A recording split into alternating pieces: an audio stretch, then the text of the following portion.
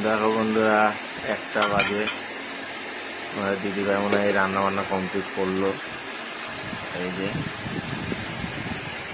তা কি কি রান্না করলো আজকে শুনি।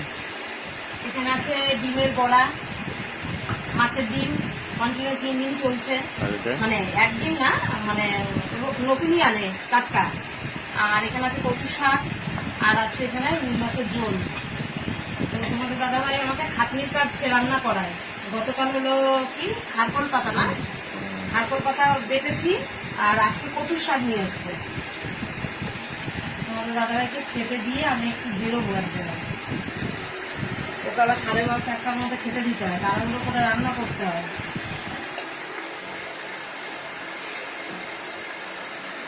দেখো, হচ্ছে মাছ ছোলা দেওয়া, না ছোলা দিয়ে করেছি।